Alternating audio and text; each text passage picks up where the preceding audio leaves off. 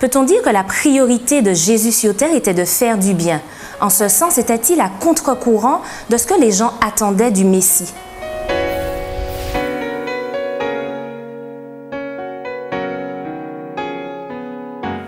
Bienvenue, chers amis, dans votre émission Autrement dit. C'est un plaisir pour moi de vous retrouver. Je suis en compagnie de Grégory Desca et Patrick Luciat. Bienvenue à tous les deux. Merci. Alors, aujourd'hui, nous allons poursuivre nos échanges entamés notamment la semaine dernière sur la méthode du Christ pour mener les hommes au salut. Nous avons vu que Christ se mêlait à la population sans faire de distinction et nous sommes d'ailleurs amenés à suivre son exemple. D'ailleurs, dans la parole de Dieu, on retrouve vraiment deux grands commandements qui sont d'aimer Dieu tout d'abord et d'aimer son prochain. Alors, aimer Dieu, on peut aisément comprendre puisque c'est le créateur de toutes choses. Mais pourquoi faire un focus systématiquement sur l'amour, la compassion, la sympathie que nous devrions témoigner envers notre prochain? Je crois que Dieu nous a créés des êtres sociaux, des êtres relationnels. Et son objectif est que nous puissions entrer en relation avec lui. Et une des meilleures démonstrations de ce que nous entretenons avec Dieu, une relation convenable, c'est de justement faire déborder cet amour que nous avons pour lui avec notre prochain. Et je crois que l'insistance de la parole biblique sur la relation avec autrui, sur l'amour que l'on doit témoigner à autrui, est parfaitement compatible avec l'idée justement qui est aussi importante dans la Bible, d'entretenir une bonne relation avec Dieu. Donc je crois que ce sont les deux faces d'une même pièce. Aimer Dieu et le démontrer aussi à travers les rapports qu'on a avec autrui. Et c'est d'autant plus important que nous vivons entourés d'autres personnes et si nous entretenons avec Dieu une relation conforme à l'esprit de l'Évangile, je crois que le type de rapport que l'on aura avec l'autre va refléter, va démontrer quelles sont les valeurs de Jésus, les valeurs de l'Évangile. Et quand on lit le texte biblique, je crois que les nombreuses illustrations, les nombreux encouragements qui sont donnés vont dans le sens où nous sommes encouragés à mettre l'accent sur un rapport avec autrui qui est le reflet de l'amour que Dieu nous témoigne. Alors on parle d'amour, mais c'est quoi l'amour? C'est quoi le véritable amour? Il y a beaucoup de personnes qui pourraient se fourvoyer entre le sentiment, l'émotion qu'on pourrait ressentir, mais qui pourraient changer aussi. C'est vrai que lorsqu'on lit la Bible, et on voit certains principes qui sont établis. Lorsqu'on pense aussi, par exemple, à l'épître de Corinthiens, le chapitre 13, le premier épître, on voit que Paul décrit vraiment quelque chose qui ressemble plutôt, ou qui est plutôt un principe, c'est-à-dire qui est basé sur un fondement qui ne change pas. Donc c'est vrai que beaucoup de personnes aiment par intérêt et l'amour peut changer selon le motif, selon l'humeur, mais avec Dieu, cet amour finalement est un sentiment dans le langage commun. Qui peut beaucoup varier, qui peut beaucoup changer selon la circonstance, selon l'environnement, ou peu importe les facteurs qui sont présents, mais l'amour de Dieu, il est présent dès le départ, il ne change pas. Donc c'est vrai qu'il y a des choses qui peuvent venir dans notre vie, qui peuvent changer, ou des choses qu'on peut faire par rapport à Dieu qui ne lui pèsent pas, mais son amour reste le même. Donc c'est vraiment un principe. Et je crois que c'est Dieu qui est cette source de l'amour et que pour comprendre et pour pratiquer ce véritable amour, il faut aller à la source. Donc je crois vraiment que c'est Jésus qui illustre ça puisqu'il reflète le Père dans sa manière de vivre, dans sa manière de justement d'aimer son prochain, d'aimer ceux qui sont rejetés aussi. Donc peu importe les personnes en face, et c'est Jésus qui peut nous enseigner à notre tour comment justement pratiquer ce véritable amour. Alors, en quoi justement l'amour, le fait de manifester de l'amour envers notre prochain, pourrait justement l'amener à Dieu? On ne comprend pas toujours le lien entre l'amour qu'on témoigne et puis l'évangélisation. La Bible parle de Dieu en disant que Dieu est amour. Quand je témoigne de l'amour à mon prochain, je suis quelque part en train de lui dire voilà à quoi Dieu ressemble. Je suis, mes mains, mes actions sont le prolongement justement de cette caractéristique divine qu'est l'amour. Donc l'idée c'est de démontrer à travers nos actions, à travers notre manière d'être, notre attitude générale, qui est Dieu. Et ceci, je crois que c'est un message que l'on peut véhiculer à l'autre, sans même avoir à ouvrir la bouche pour faire un long discours sur qui est Dieu. Le rapport que j'aurai avec l'autre sera une démonstration extraordinaire de qui est Dieu. Donc, je ne suis pas nécessairement amené à dire à quelqu'un, écoute, je voudrais que tu ailles vers Dieu. Peut-être qu'en prélude de ce discours-là, une action de gentillesse, de bonté, de compassion en dira peut-être plus long qu'un long discours. Et c'est ça qui est la force justement de l'amour en action. Tout à l'heure, Grégory parlait de l'amour dans la définition populaire qui est souvent plus un sentiment, quelque chose dans lequel on peut tomber ou ressortir comme dans un moulin. En réalité, c'est un engagement, tu l'as très bien dit d'ailleurs, c'est un principe, un engagement inconditionnel qui fait justement que Dieu, quand il le manifeste envers nous, nous permet justement à notre tour de démontrer à l'autre que le véritable amour, qui est une des caractéristiques de Dieu, eh bien, ce n'est pas simplement un sentiment vague, c'est une réalité, c'est une action. Et ça se manifeste sur le terrain. Comment je vais entrer en rapport avec toi? Est-ce que je serai sensible à tes besoins? Est-ce que je serai indifférent ou pas à ta misère, à ta difficulté? Ça, c'est la traduction pratique de l'amour.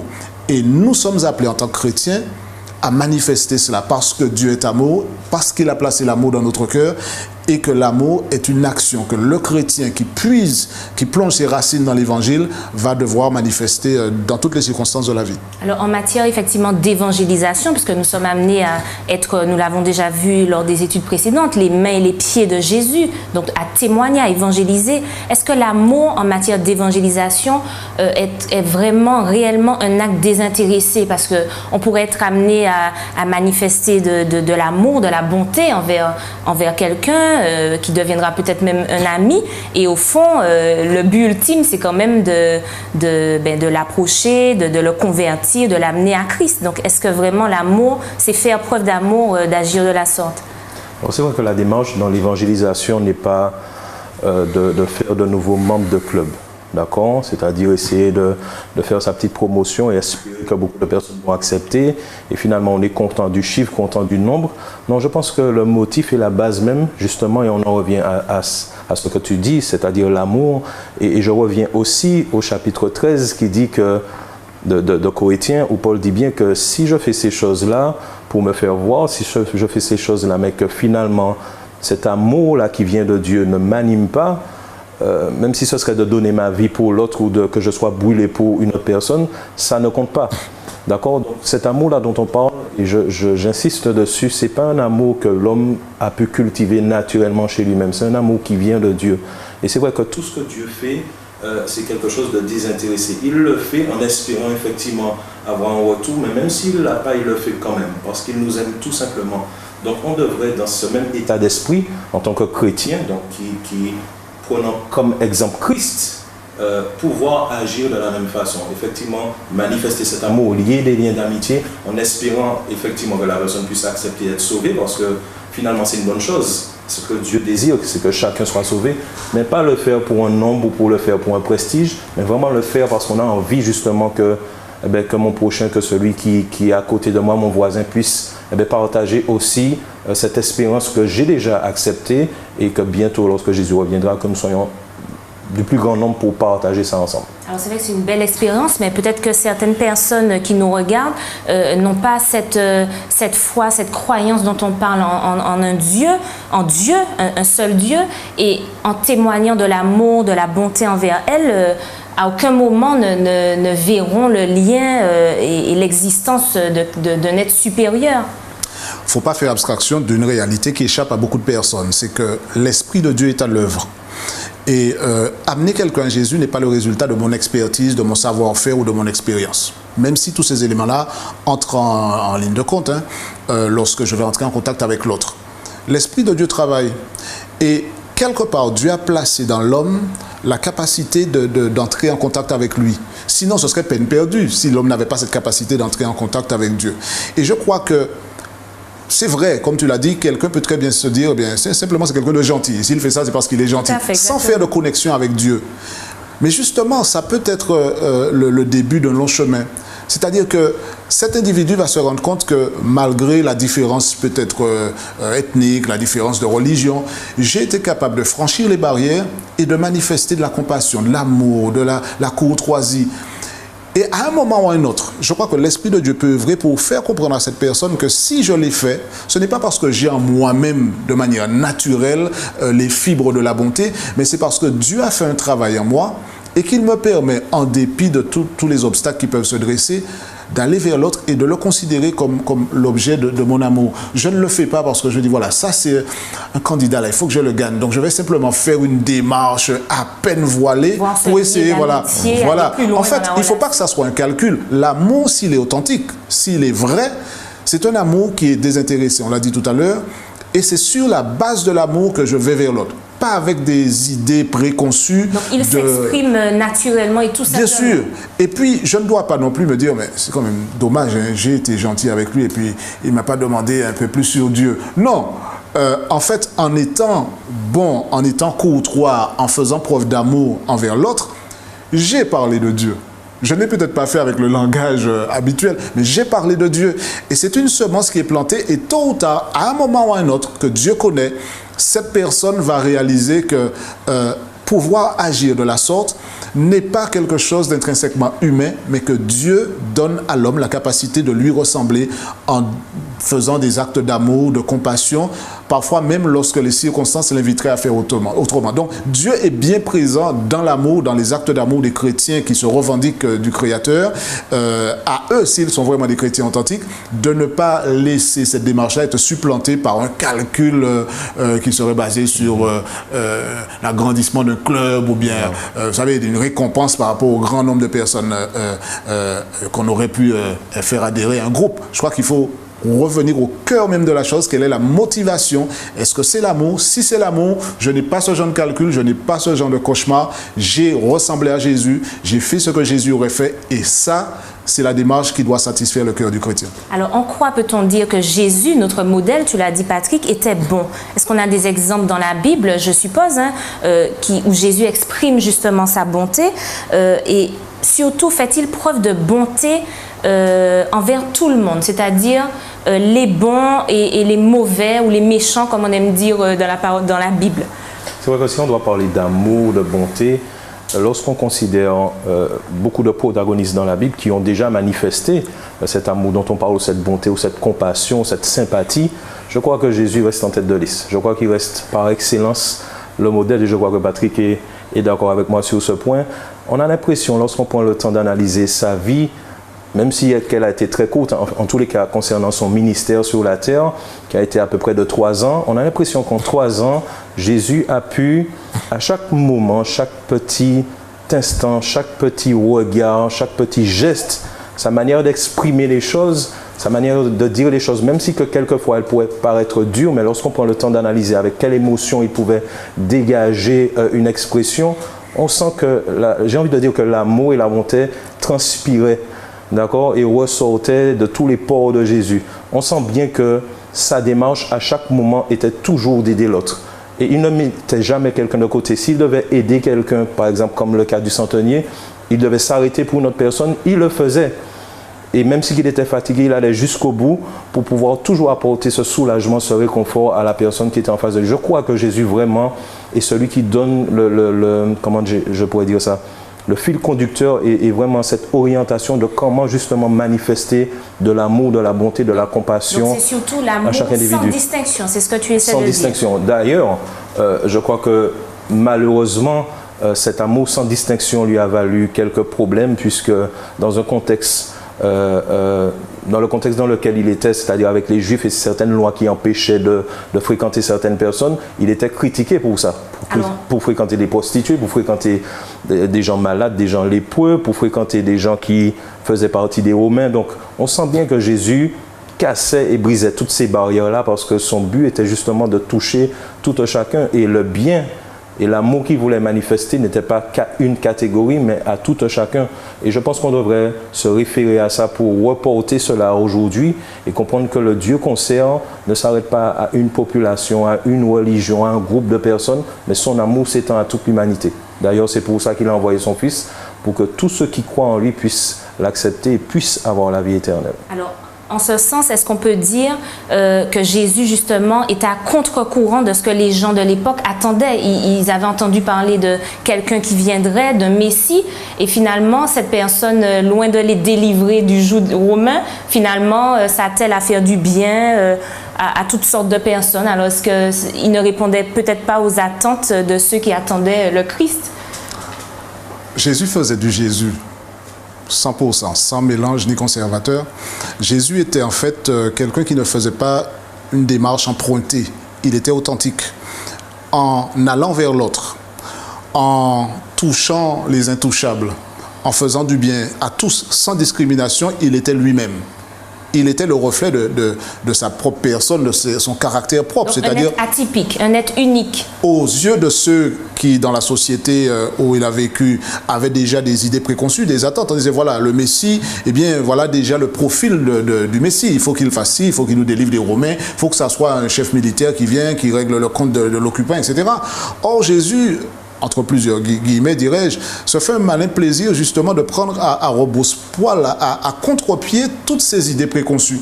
En train de dire, eh bien, vous qui croyez que je viendrai pour pouvoir déloger l'occupant, eh bien, je vais, et puis je dis, eh bien, oui, donnez à César ce qui appartient à César. Vous qui avez déjà comme principe établi que celui-là qui est dans la misère, qui est dans la maladie, qui est lépreux, eh bien, il ne faut pas le toucher, mais moi, je vais vers lui.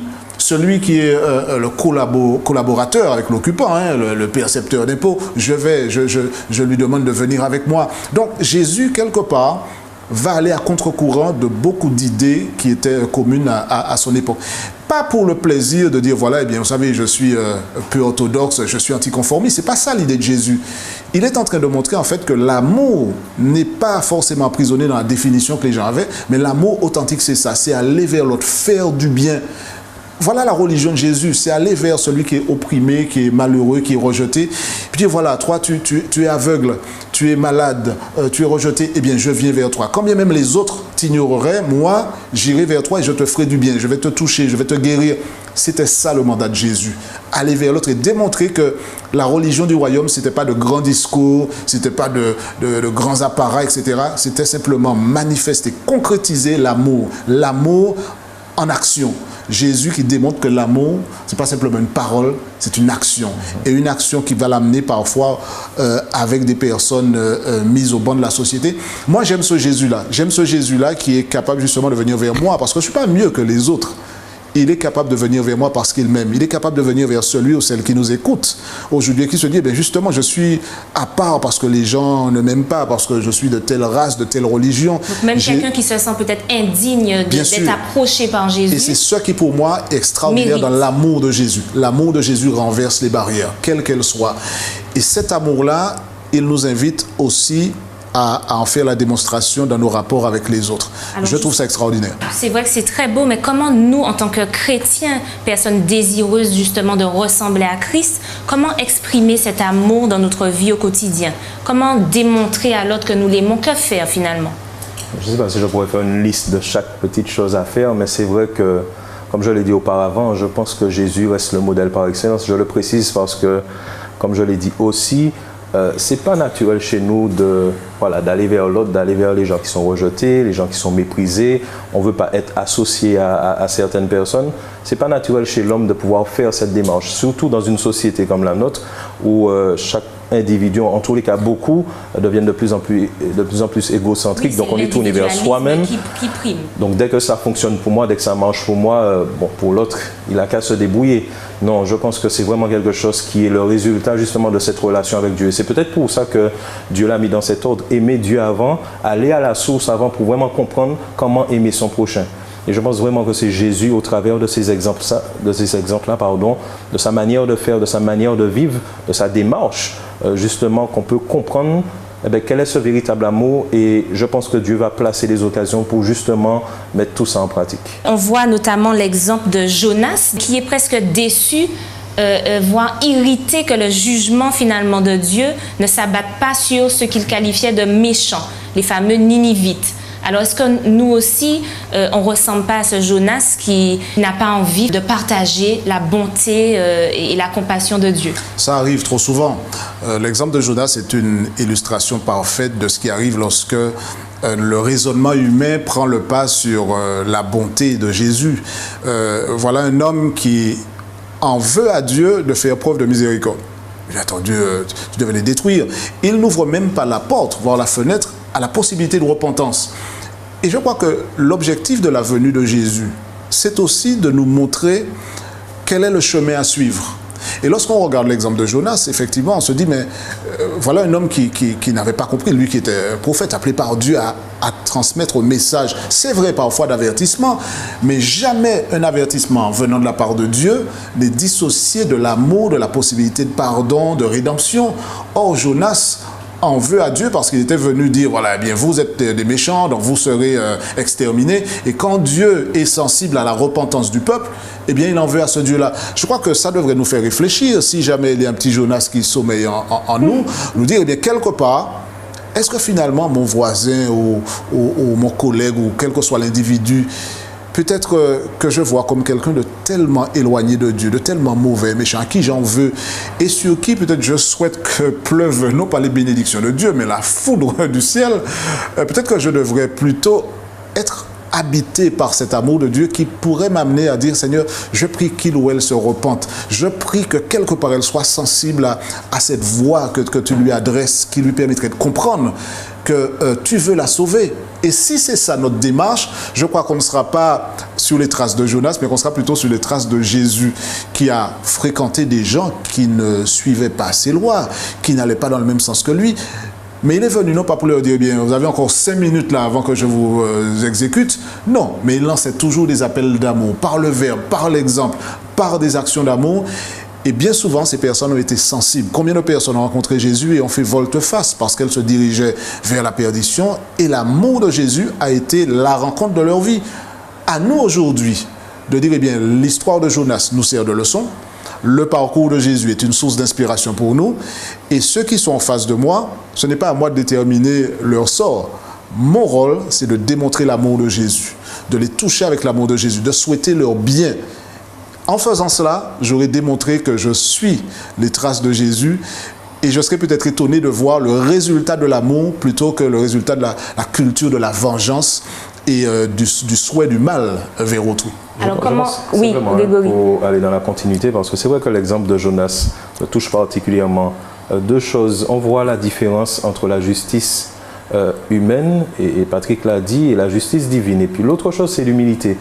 Mais concernant la justice, c'est vrai qu'on se dit, parce qu'on aurait été à sa place, peut-être qu'on aurait agi de la même façon, parce que les Ninivites étaient vraiment méchants. C'est pas une figure de style, c'était vraiment des personnes qui pratiquaient le mal, qui étaient mauvais, qui avaient déjà fait du mal à d'autres peuples, et d'une certaine manière touché aussi indirectement Jonas. Maintenant, on se dit, on peut être dans le même contexte aujourd'hui, regarder la télé, voir des choses, voir des personnes agir et se dire que ben, finalement elles méritent la prison, la peine de mort. Ça nous arrive de raisonner comme ça. Et finalement, on se retrouve à parler comme Jonas. Mais la justice de Dieu que je voudrais aussi associer à l'humilité qu'on devrait avoir, c'est se poser la question, mais qui sont réellement les méchants?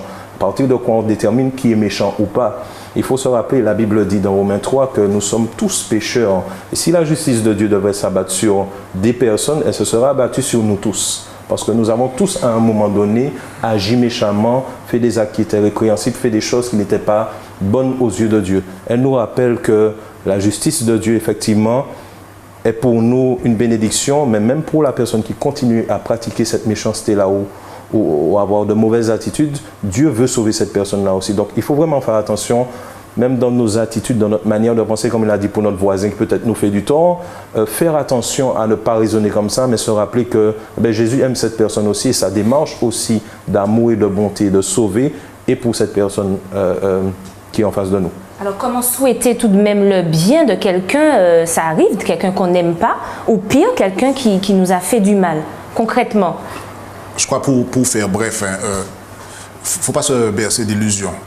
L'être humain aura toujours un grand défi. Vouloir le bien de quelqu'un qui vous a fait du mal, et on peut décliner ça de plusieurs manières. Comment quelqu'un peut nous faire du mal? Pas simplement en envoyant un œuf pourri sur notre voiture, ça c'est pas méchant, mais on peut aller des situations vraiment très délicates où souhaiter le bien de l'autre. Non pas appeler ce qu'il a fait bien, mais souhaiter son bien, c'est-à-dire qu'il se repente, qu'il change de direction. Je crois que c'est le résultat d'un miracle divin. Donc la personne qui souhaite vivre cette expérience doit d'abord demander à Dieu d'agir en elle. Donc d'abord, la première phase du commandement, aimer Dieu. Bien sûr, et c'est pourquoi, on l'a dit tout à l'heure, je ne peux pas par magie simplement dire, voilà, eh bien, je vais souhaiter le bien de quelqu'un qui m'aura fait du mal, qui m'aura torturé ma famille, etc. Je ne peux que demander à Dieu, c'est humainement impossible parce que nous sommes faits de chair et de sang, mais justement la démarche chrétienne, c'est qu'au-delà de la chair et du sang, nous sommes aussi des êtres spirituels, c'est-à-dire que Dieu nous demande d'être habités par son esprit, de telle sorte que nous soyons transformés et que la capacité de voir l'autre comme un sujet que Dieu peut sauver, qui peut être l'objet de la rédemption divine, doit prendre le pas sur des sentiments de vengeance ou de haine vis-à-vis de l'autre. Donc, il ne faut pas se raconter d'histoire, ce n'est pas une chose simple. Celui qui a fait ce qui est mal, il doit pouvoir payer sa dette aussi au niveau de la société. Mais quelque part, est-ce que je suis habité par un désir de le voir détruire, de lui dire j'espère qu'il ne va jamais se repentir et qu'il pourra sentir la chaleur du feu, ou est-ce que je dis mais malgré le fait qu'il a fait du mal, c'est vrai qu'il a fait du mal, il faut appeler par son nom, et s'il doit payer dans la société, ainsi soit-il. Mais je souhaite par la grâce de Dieu, si l'amour m'habite, que cette personne-là change de direction, qu'elle se tourne vers Dieu, qu'elle réalise que sa vie n'aura de sens que si elle pratique la justice du Christ plutôt que de laisser libre cours à ses pulsions naturelles. C'est une démarche qui n'est pas humaine, mais que Dieu peut faire devenir réalité dans la vie de ceux et celles qui s'accrochent à lui. L'amour qu'on témoigne envers les autres, notre degré d'empathie, de sympathie diminue. Est-ce que vous partagez cet avis et est-ce une prophétie que peut-être dans les temps de la fin, on va être moins enclin à démontrer de la bonté envers les autres? Pour quelles raisons on a moins cette faculté à aimer, à donner et à éprouver le véritable amour dont vous parlez? On l'a dit tout à l'heure, hein, on est dans une société où de plus en plus on voit que les personnes sont tournées vers elles-mêmes. Tu as parlé de prophétie, Paul parle de temps difficiles à la fin. Il donne toute une description, toute une liste de choses qui vont se produire. On voit effectivement qu'on est dans un contexte où les individus, et je mets tout le monde dans le même sac, hein, les individus deviennent de plus en plus difficiles. Alors il y a des situations qui se répètent et qui quelquefois lassent chaque personne et on se dit finalement, bon, ben, dès que moi je suis bien, dès que ma famille se porte bien, je fais tout pour qu'on soit protégé, puis que chacun puisse faire comme il peut pour être dans une bonne situation. C'est vrai que on n'est pas dans un contexte encourageant justement pour pratiquer la compassion. Cependant, je ne pense pas que Jésus l'était non plus, selon les lois juives, selon tout ce contexte-là où les gens pensaient à eux-mêmes. Il était aussi dans un contexte difficile pour pratiquer ça. Maintenant, ce n'est pas l'environnement ou ces facteurs-là qui devraient déterminer ça. Mais c'est toujours ma relation avec Dieu. Dieu ne change pas. Et ses principes et son amour et ses commandements ne changent pas. Et à partir de cette base-là, je dois continuer à pratiquer ça. Donc, c'est vrai que c'est quelque chose qui se cultive. Il ne faut pas penser, comme Patrick l'a dit, que ça vient par magie, parce que c'est un discours presque insensé pour un être humain de penser comme ça, vouloir le bien pour quelqu'un qui m'a fait du mal. Mais c'est quelque chose qui se pratique, qui se cultive, et Dieu permet chaque jour justement qu'il y ait des opportunités, des occasions pour continuer à manifester cette compassion. Même si les temps deviennent difficiles, Jésus revient bientôt, et il faut encore davantage persévérer jusqu'à la fin. Alors, quand on a fait preuve justement d'amour envers nos amis, nos voisins, même les personnes que nous ne connaissons pas, est-ce mal réellement de raconter ce qu'on a fait avec fierté un peu, de dire tiens, c'est grâce à moi que cette personne-là a pu s'en sortir, a pu se relever? Est-ce que là, ce n'est pas faire preuve d'amour pour le coup? Je crois, sans entrer dans une bataille sémantique, hein, je crois qu'il faut... je ne parlerai pas de fierté. Je crois que quand on fait ce qui est bien, il faut savoir quelle motivation on a. Est-ce que je le fais pour être vu? Est-ce que je le fais pour qu'on parle de moi? Ou est-ce que je le fais par pur amour, par abnégation, parce que j'aime l'autre? Donc je lui fais du bien. Donc je n'ai pas à aller le crier sur les toits. Cependant, je vais quand même faire une nuance. Je pense qu'il n'y a aucun mal à dire, eh bien, Dieu m'a utilisé. Remarquez bien, je dis Dieu m'a utilisé pour faire du bien à quelqu'un, pour venir en aide à quelqu'un. Que je sois rempli d'un sentiment de contentement, de gratitude, de dire merci Seigneur, tu m'as permis. Vous savez, ça ne nous laisse pas indifférents. Si j'aide quelqu'un et puis je suis totalement indifférent comme un morceau de bois, quelque part je m'interrogerai. Je dis qu'on doit pouvoir dire merci Seigneur, on doit pouvoir ressentir quelque chose. La difficulté, c'est si cette chose-là devient un objet d'orgueil, un sujet d'orgueil. Voilà, eh bien, voilà, j'ai aidé quelqu'un. Ouais, les gens qui étaient dans le trou là, c'est grâce à moi qu'ils s'en sont sortis. Allez, vivement, que s'allument les projecteurs, que crépitent les flashs, vivement que la gloire me revienne. Là, j'ai un problème. Le moi est en avant. Maintenant, si j'ai fait quelque chose de bien, je dois pouvoir remercier Dieu de ce que j'ai pu aider quelqu'un, que j'ai été un instrument dans les mains de Dieu. Mais souvent, malheureusement, dans notre société, le fait de faire du bien est malheureusement pour certaines personnes un prétexte pour qu'elles soient elles-mêmes mises en avant et puis qu'elles soient adulées, etc. C'est un piège, c'est un risque à nous de nous rappeler ce qu'est l'amour de manière authentique, de manière véritable. Ce n'est pas le moi, c'est être tourné vers l'autre. C'est cet engagement inconditionnel vers l'autre. Qu'il y ait des caméras ou pas, je fais le bien. Peut-être que ce monde-là arrivera à sa fin et personne ne saura que j'ai aidé quelqu'un. Et alors, l'objectif n'était pas que je sois à la une des quotidiens.